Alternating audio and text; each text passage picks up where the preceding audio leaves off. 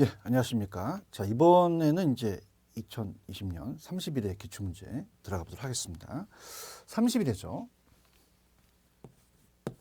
30일에는 좀 어려운 문제도 있었어요. 난이도가 좀 높은 문제도 있었는데, 자, 일단 우리 기출문제 이제 마지막이죠. 우리가 32회고 작년이죠. 자, 그래서 여기서 예전에 이제 우리가 1회 때서부터 쭉 그 기출문제 쭉 봤는데요. 내용을 처음 보시고 그 다음서부터 반복이 되니까 자, 문제 푸는 방식으로 가도록 하겠습니다. 자, 1번 문제를 한번 보죠. 자, 1번 문제를 보시면은 부동산 개발 사업의 분류상 다음에 들어갈 내용으로 옳은 것은 이렇게 되어 있습니다. 정답은 5번이 정답이 됐죠. 자, 우리가 어떻습니까? 환지 방식이라는 게 있어요. 그래서 토지 소유자가 조합을 설립해서 농지를 택지로 개발한 후 채비지라는 얘기 배우셨잖아요. 채비지가 있으면 환지 방식이에요. 그래서 제외한 개발 토지 전체를 토지 소유자한테 배분한다. 그럼 개발 형태는 뭐냐? 자, 환지 방식과 매수 방식은 다 신개발입니다. 그래서 우리가 기억은 신개발 방식이 들어가야 되죠. 자, 그래서 기억은 신개발 방식. 자, 기억은 신개발 방식이 들어가야 되고요. 자, 두 번째 니은은 뭐예요? 채비지라는 게 나왔으니까 당연히 환지 방식이 되겠죠. 자, 이 정도 이제 문제는 그렇게 어렵게 나오진 않았죠. 자, 그 다음에 2번 들어가겠습니다, 여러분들. 자, 이번에도 한국 표준산업분류상의 부동산 관련 서비스업에 해당하지 않는 거. 자, 예전에 제가 그 앞에서 이제 우리 예전에 기출문제를 봤을 때 부동산 임대 및 공급업과 서비스업이라는 게 있어요. 자, 그러면 자, 이 서비스업은 관리업, 부동산 중개 대리업, 그다음에 감정평가업이 서비스업에 들어간단 말이에요. 그러면 거기 안에 또 세 분류에 보시면 부동산 중개 대리업, 투자 자문업, 감정평가업이 들어가니까 부동산 개발 및 공급업은 자, 요건 어디 들어가요? 자, 이건 부동산 개발 및 공급업은 관련 서비스업에 들어가는 게 아니라 부동산 임대 및 공급업에 들어가는 거죠. 그래서 이번도 정확하게 4번이 우리가 해당하지 않는 거다. 이렇게 보시기 바랍니다. 자, 여기까지도 이제 수월했습니다. 근데 랜덤으로 좀 나왔어요. 그러니까 보통 32회 같은 경우는 이제 앞으로 총론, 그 다음에 경제론, 정책론, 투자론, 금융론, 개발관리, 투자 우리가 평가로 나올 수 있거든요. 근데 랜덤으로 개발 파트를 먼저 냈죠. 자, 이렇게 나올 수도 있습니다. 자, 3번은 이제 우리가 항상 별표 쳐놓으시는 게 총론에서는 토지의 특성이 나올 가능성이 굉장히 높죠. 그래서 토지의 특성에 관한 설명 중 가장 옳은 거 이렇게 되어 있습니다. 자, 그러면 자, 옳은 거는 기역, 니은, 디귿이 맞아요. 자, 개별성은 토지 시장을 불안전하게 만들죠. 자, 우리가 토지가 다 탈이다 보니까 부중성에 의해서 토지 이용을 집약화시킨다는 건 땅은 제한되어 있고 건물을 올리는 거잖아요. 그 다음에 부동산 활동은 땅은 움직이지 않기 때문에 우리가 가서 봐야 되는 임장 활동입니다. 자, 그럼 리을번은 참 우리가 좀 절묘하게 냈는데 이렇게 들었어요. 리을은 영속성은 부동산 활동의 감가상각 필요성이 근거가 된다. 자, 영속성 때문에 원칙적으로 감가상각이 적용되지 않죠. 그래서 감가상각이 적용되지 않는다고 봐주셨어야죠. 자, 그러면 어떻죠? 우리가 3번의 정답은 3번이 정답이 됩니다. 그래서 기역, 니은, 디귿이 맞고, 자, 어때요? 우리가 리을만 틀었다. 3번이 정답이 된다. 이렇게 가져가시면 되고요. 그다음 이제 4번 같은 경우는 약간 편법이었어요. 마케팅에서 제가 그 재판가유 이렇게 암기하시라 그랬죠. 그래서 마시장이 세 표차를 줬는데 상대편에 이제 재판을 걸어야 되죠. 자, 그래서 우리가 편법이나 이런 것들은 자, 이런 데 좀 우리가 이용하신다면 잘 좋아요. 그래서 재판가유를 찾으라는 거죠. 포피믹스의 재판가유입니다. 자, 그럼 어떻게 오셨어요? 재판가유. 재판가유. 자, 다 P가 들어가죠. 제품은 프로덕이고요. 판매 쪽지는 프로모션이 되죠. 그 다음에 가격은 프라이스가 되고 유통 경로는 플레이스가 되는 거죠. 그래서 포피믹스다. 이렇게 우리가 보시면 되는 겁니다. 자, 그러면 포피믹스만 얘기하는 거는 4번의 정답은 3번이죠. 그래서 기역, 니은, 리을, 비읍. 그래서 3번이 정답이다. 이렇게 가져가시면 되고요. 그 다음 이제 5번 들어가도록 하겠습니다. 자, 우리가 다음 부동산 정책 중 금융 규제에 관한 해당하는 것은 이건 좀 쉽게 냈어요, 여러분들. 자, 어때요? 우리가 LTV가 강화시켰다는 게 금융을 규제시키는 거잖아요. 우리가 돈 빌릴 수 있는 비율을 강화시켜서 우리가 못 빌리게 하는 규제하는 거죠. 양도소득세 강화는 세금에 대한 규제고 토지 거래에 대한 허가제 시행, 개발 제한 구역 해제. 자, 이런 개발권 TDR은 아직 우리나라에 시행되고 있지는 않지만 자, 이런 것들은 다 토지용 규제에 들어간다는 거죠. 자, 그래서 가볼게요. 우리가 2번은 자, 이거는 금융 규제가 아니라 세금을 통한 규제다. 이렇게 제가 적어드리고요. 세금을 통한 규제다 할 수 있고요. 그 다음에 어떻습니까? 우리가 3번, 4번, 5번은 자, 우리 그 토지정책 수단에서 토지용 규제가 있었잖아요. 그래서 3, 4, 5번은 굳이 얘기한다면 이거는 토지용 규제다. 이렇게 설명하는 게 좋겠죠. 자, 이렇게 정리해 주시면 되고요. 자, 그 다음에 6번 들어가도록 하겠습니다. 6번을 가게 되면은 부동산 개발 사업의 타당성 분석과 관련해서 다음에 설명에 안에 들어갈 내용은 자, 이렇게 돼 있잖아요. 자, 6번도 우리가 특정 부동산이 가지는 경쟁력 중심으로 해당 부동산이 분양될 수 있는 가능성은 매매될 수 있는 능력이잖아요. 자, 그래서 우리가 기억번은 뭐가 맞겠어요? 자, 시장성 분석이 맞겠죠. 그래서 정답은 6번의 정답은 5번이 정답이 되겠죠. 그래서 기억은 시장성 분석이다. 이렇게 답을 하셔야 되고요. 자, 니은은 우리가 많이 나오는 거잖아요. 민감도무소는 굉장히 출제 많이 됩니다. 그래서 자, 민감도무소는 어떤 걸 염지 좀 찾아서 하냐면요. 자, 민감도는 가문도무소로서 항상 나오는 게 투입 요소에 따른 결과치입니다. 요거 두 가지를 찾아줬으면 우리가 맞출 수 있죠. 투입 요소에 따른 결과치를 얘기합니다. 그러면 투입 요소 결과치 나왔잖아요. 자, 그래서 우리 부동산 개발의 타당성 분석에서 한다는 거죠. 그래서 이 타당성이 있어야 투자한다는 경제성 분석에서 우리가 민감도는 요거 니은이 된다. 이렇게 해서 민감도 분석. 자, 이것도 이제 조금 우리 시장성 분석과 민감도 분석을 또 새로 이제 문제를 낸 거라 이렇게 보시면 되고요. 그다음에 이제 7번으로 가겠습니다. 자, 7번으로 가시게 되면 토지 관련 용어의 설명 중 옳은 것은 돼 있죠. 그래서 이제 보통 앞쪽에서 총론이 나오는데 좀 랜덤으로 낸 것 같아요. 자, 그러면 자, 해설이 있으니까 자, 토지 관련 용어의 설명을 옳은 것은 자, 하나의 지번이 부여된 토지의 등록 단위는 자, 이건 획지가 아니죠. 이거는 필지라고 하셔야 되고요. 필지가 맞겠고 그다음에 두 번째 갑니다. 자, 우리가 이렇게 가세요. 지역 상호가는 후보지고 지역 내는 이행지거든요. 그래서 제가 항상 오프라인 강의할 때 후보가 상을 탄단 말이야. 그럼 상호가 나오면 후보지고 내 나오면 이행지예요.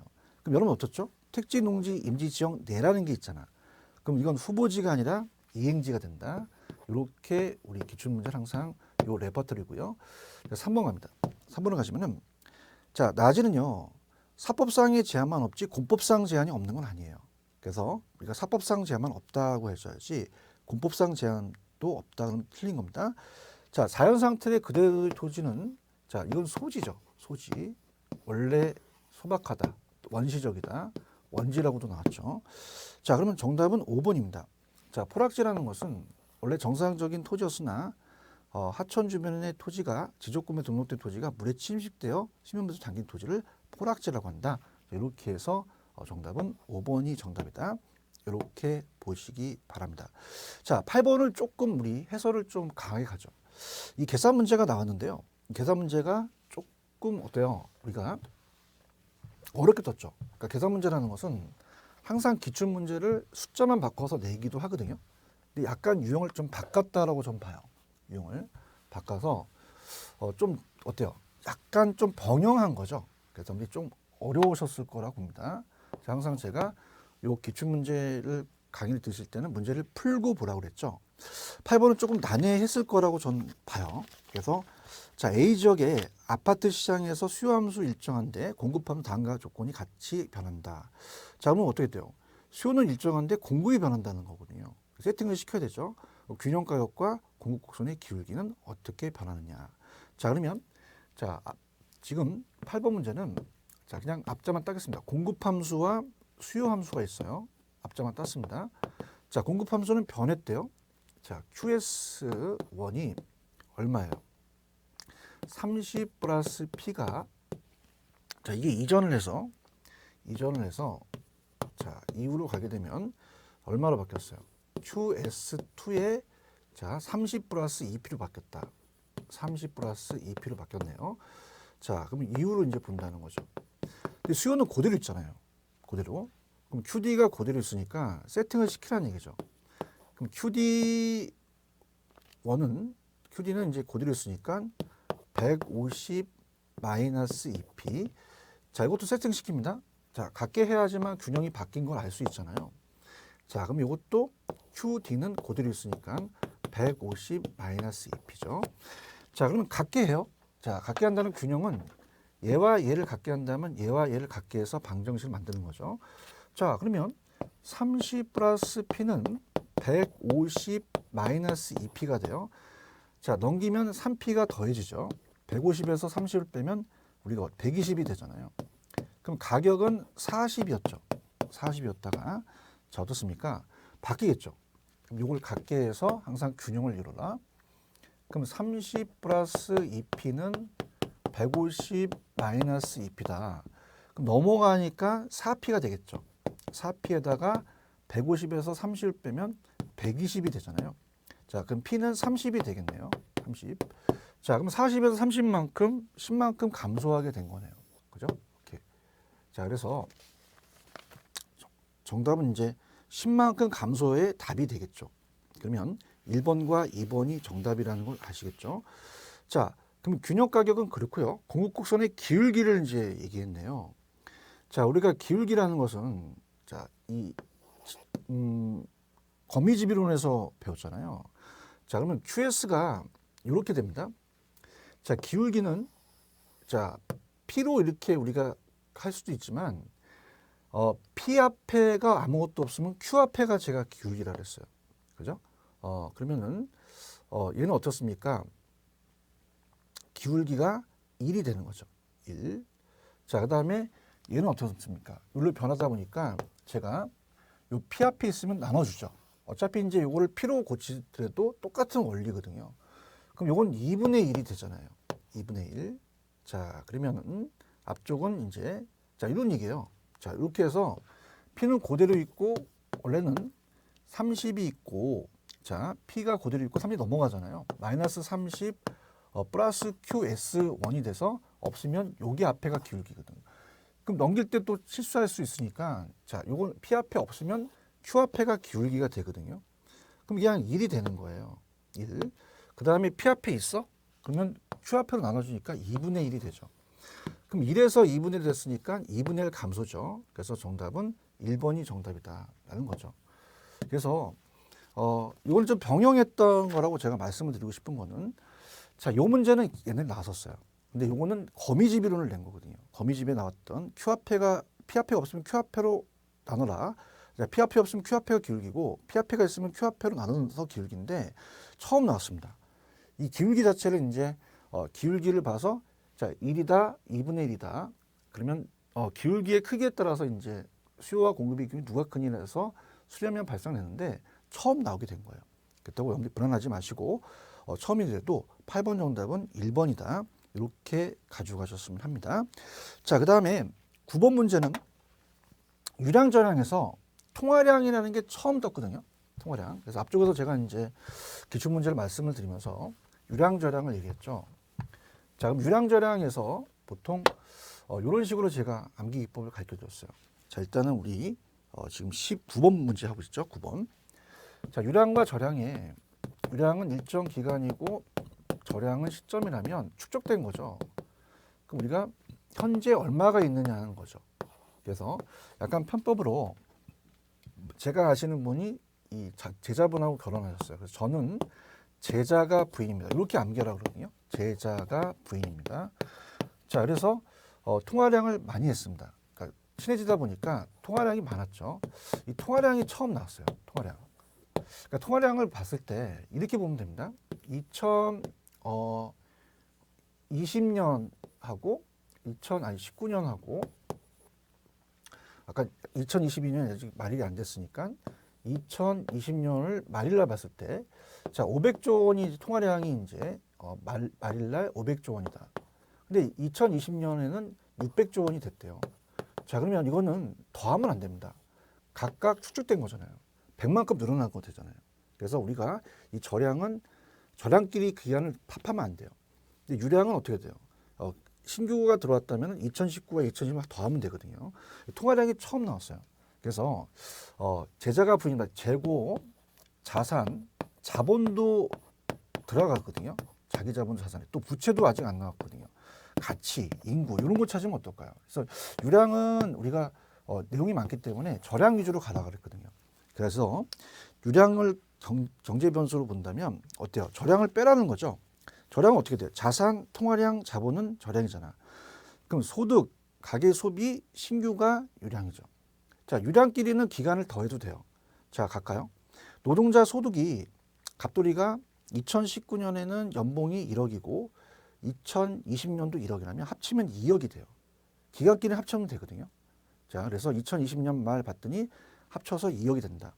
가계 소비는 어떻습니까? 마찬가지로 가계 소비가 2019년에 갑돌이 그 집안의 소비가 5천이다. 그럼 2020년에 5천이라면 합쳐서 1억이 돼요. 그죠? 기간과 기간 합치면. 신규도 마찬가지예요. 그저기 신규가 2019년에 50채 들어갔고 2020년에 50채 들어갔으면 기간끼리 더하면은 우리가 100채가 되거든요. 근데 저량이라는 것은 축적됐기 때문에 이 기간을 합친 게 아니라, 자, 이건 어떻게 돼요? 100조 원만큼 더 늘어났기 때문에 현재 시점을 존재를 봐야 되거든요. 이렇게 맞추신다면 저는 쉽게 접근할 수 있을 거라 봅니다. 자, 구문의 정답은 3번이 정답인데 우리 역사상 통화량이라는 게 처음 떴다. 그래서 이렇게 해서 좀 암기 기법을 갖고 가시고요. 자, 우리가 10번이 난이도가 최상이었습니다. 아, 이거 진짜 어려웠어요. 10번은. 그래서 제가 봤을 때는 이 난이도가 최상인 문제는요, 다시는 출제가 되지 않았습니다. 그냥 여러분들이 봤을 때 요 기출이라는 자체가 10번이 이런 거다라는 것만 느끼시면 되거든요. 자, 그래서 자, 얼마큼 난이도가 높냐. 자, 들어가 볼게요.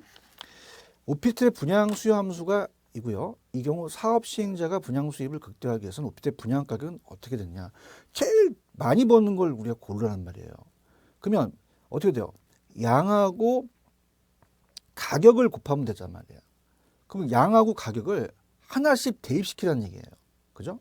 그럼 무식하죠. 자, 이걸 이제 우리가 약간 편법이 또 있긴 해요. 경제학을 좀 배우신 분들은 이 함수 갖고 이제 할 수 있는 방법이 있긴 한데, 자, 우리가 이 공인중개사는 그걸 우리가 요구하는 게 아니잖아요. 그래서 어떻습니까? 우리는 단순하게 여기서 원하는 걸 가셔야 되는 거죠. 자, 그래서 이 총수입이라는 자체 분양가격, 이 가격이라는 가격은 어떤 분양가격이라는 것은 가격 곱하기 수량이거든요. 전체 수입이 분양가격이. 자, 그럼 우리 분양가격이라는 자체는 어떻습니까? 각 금액의 수요함수에 적용해서 계산된 수량과 분양가격을 곱해서 수입을 본단 말이에요. 자, 그러면 자, 완전히 뭐 그 시간 싸움이죠. 시간 싸움. 자, 600 마이너스 2분의 3을 각각 대입시키란 말이에요. 1번서부터. 자, 어렵습니다, 여러분들. 그러면 대입시켜 볼까요? 자, 여기다가 1번 대입시켜 볼게요. 1번에 180을 대입시켰어요. 요거 90이 되니까, 자, 600 마이너스 270이 되잖아요. 그죠? 600 마이너스 270. 그럼 270을 빼다 보니까 330이 나오잖아요. 그죠? 그럼 330이 양이란 말이야. 그 양에다가 또 곱하기 180만 원을 곱한단 말이야. 자, 시간 싸움이에요. 자, 그러면 5억 9,400만 원이 나옵니다. 그 다음 마찬가지야 이제. 자, 요거 아시겠죠? 1번은 어떤 말이에요? 그거 나왔고 또 계속적으로 3, 4, 5번까지 다 넣으라는 얘기죠. 자, 그럼 가볼까요? 간 김에. 자, 600-2분의 3p에서 자, 두 번째는 얼마 넣으라고 그러는 거야? 190만 원을 넣으라는 거지. 자, 그럼 190만 원은 자, 2분의 3에다가 190이니까 자, 요거 이제 곱해 볼까요? 3 곱하기 190 나누기 2란 말이에요. 그럼 285가 떨어지죠. 그죠? 285. 그럼 285가 양이야. 그럼 285에서 곱하기 얼마를 곱하는 거야? 지금 190만 원을 곱하는 거잖아요. 190만 원. 자, 그래서 285에다가 어떻습니까? 지금 아니다. 자, 갑니다. 600에서 285를 빼야 되죠. 그래서 315가 나오면 그게 양이란 말이에요. 그럼 315에다가 곱하기 190만 원을 곱하겠죠. 그러면은 자, 정확하게 5억 9천, 자, 5억 9,850만 원이 나왔다. 자, 그러면 거기서 가장 극대화되니까 얘는 아니겠지. 얘가 크니까. 자, 그러면은 더 큰 거 한번 찾아보는 거야. 마찬가지로 계속 대입시키는 거야. 600에서 마이너스 2분의 3 P가 얼마야? P가 3번 200이야. 그게 좀 낫다. 그죠? 약분이 되니까 100이야, 100. 300이야. 600, 300 빼. 그럼 300이 남어. 300이 양이야. 300에다가 곱하기 200만 원을 곱하라는 거죠. 3이 6. 자, 6억 된단 말이야. 얘도 아니네. 얘가 더 비싸네. 자, 그러면 이제 계속적으로 간단 말이에요. 자, 이렇게 해서 또 600에다가 마이너스 2분의 3 곱하기 P란 말이에요.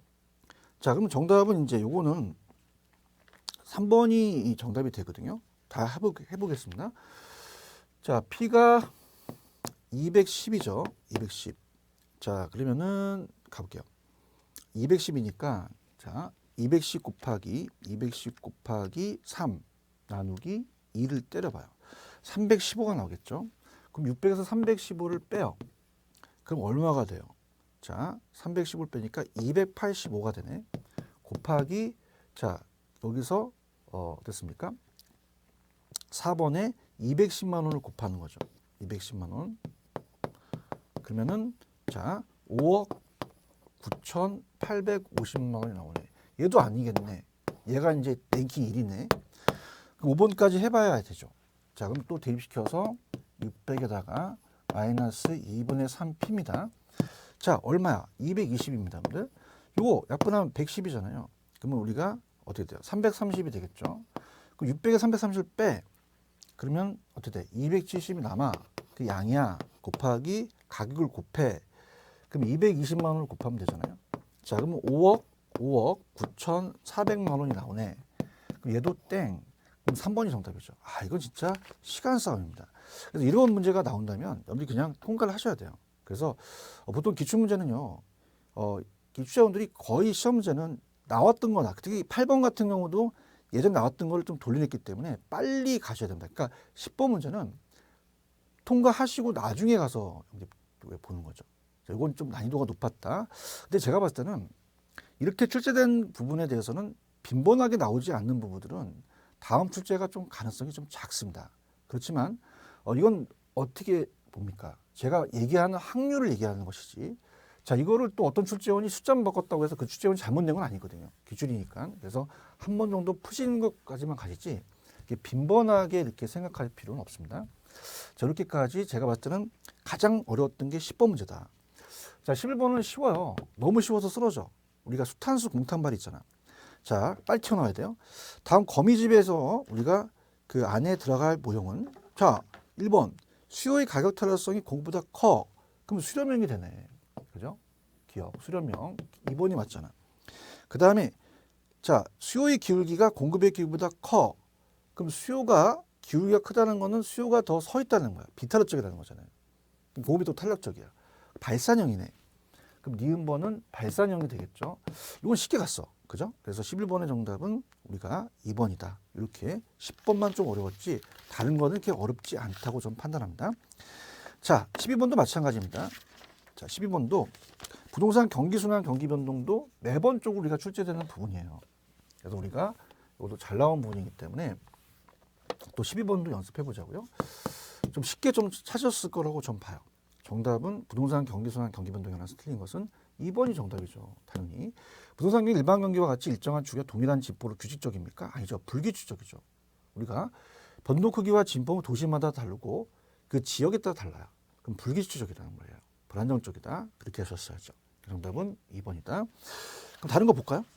부동산 경기 변동이란 부동산 시장이 일반 경기 변동처럼 상승 하강해요. 반복. 맞고요. 그 다음에 3번 부동산 경기 변동 일반 경기 비해 저점이 깊고 정점이 높아. 당연하죠. 우리가 주기가 길고 진폭이 크잖아요. 부동산의 특성에 의해서 일반 경기보다 주기가 더 길죠. 회복 시장은 손을 들어보시면 가격이 막 올라가잖아요. 시점 국면의 저점에 거래 가격은 현재 시점에 새로운 거래 하한가가 된다. 정확합니다. 그럼 정답은 몇 번이다? 2번이 정답이다. 이렇게 꼭 가져가시고요. 자, 13번으로 가겠습니다. 자, 우리가 시장의 직접 개입에 대한 해당하는 걸 골라라. 그럼 직접 개입은 제가 팁을 드린다면 직접적 개입 수단 방식은 뭡니까? 정부가 하는 거잖아요. 수요자 공급자 역할을 해.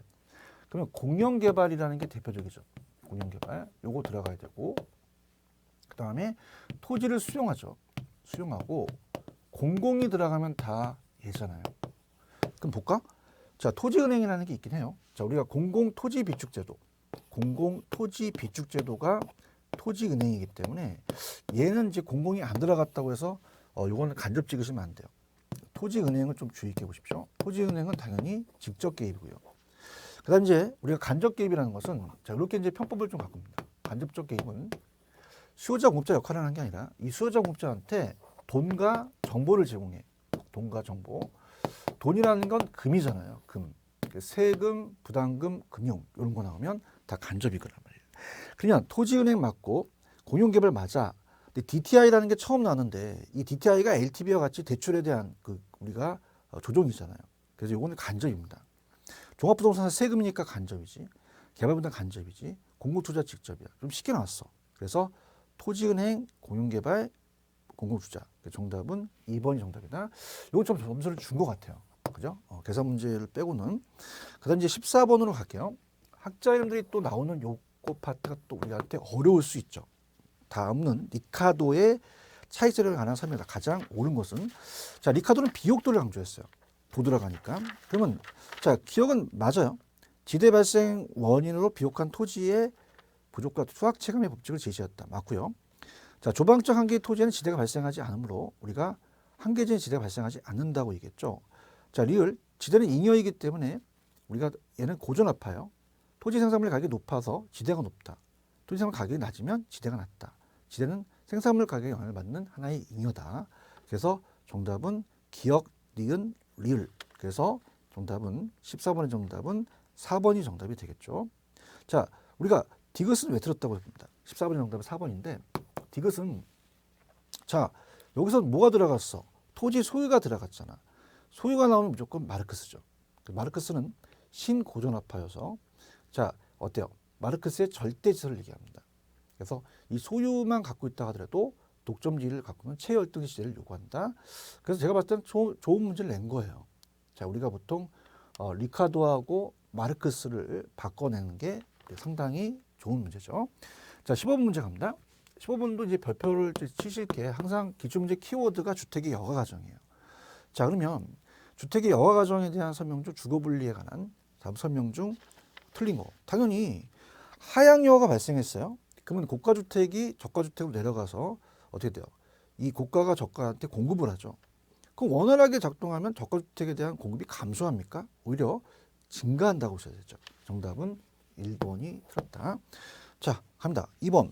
저급주택의 재개발되어 고소득층으로 사용이 전환되는 것은 업그레이드, 상향 여가가 되고요. 저소득층 가구의 천이 현상으로 인해서 주거 입지 변화가 또 야기되죠. 자, 어떤 계층이 들어가는 걸 침이고 바뀌는 게 천이라고 하잖아요.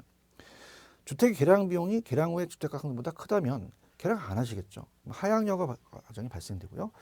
자, 여가 과정에서 주거 분리 주도하는 것으로 고소득층들은 이제 정해볼까. 우리가 보통 공원 같은 거를 추구하고요. 부의복과 쓰레기 매장은 피하려고 하겠죠. 그래서 15번도 좀 나왔던 걸 낸 거고요. 그 다음에 16번은 이제 조금 우리가 또 시간이 걸리니까 이건 이제 다음 시간에 이제 우리가 하도록 하겠습니다. 자, 그러면 우리가 분석을 좀 해볼게요. 자, 분석을 해보면 어떻습니까? 시험 문제가 어려웠던 건 저는 난이도가 좀 높았다는 거는 몇 번이냐면 8번 같아요. 8번. 8번을 좀 다시 한번 우리가 그 난이도가 높다는 건 계산이죠. 근데 우리가 처음 나왔던 거는 이제 기울기에 대한 그 크기를 물어보면서 얼마만큼 기울기가 감소했냐. 뭐 2에서 3이면 자, 증가죠. 1이 증가. 근데 1에서 2분의 1이 2분의 1 감소라는 걸 처음 낸 거고요. 자, 9번도 통화량이라는 자체가 저량이 떴다는 게 획기적이죠. 그 다음에 자, 10번입니다. 10번. 근데 10번은 이렇게 빈번하게 나오진 않을 거라는 거 이렇게 해서 정리를 해 두시고요. 자, 우리가 조금만 쉬었다가 이 16번 우리가 들어가도록 하겠습니다. 조금만 쉬었다 가시죠.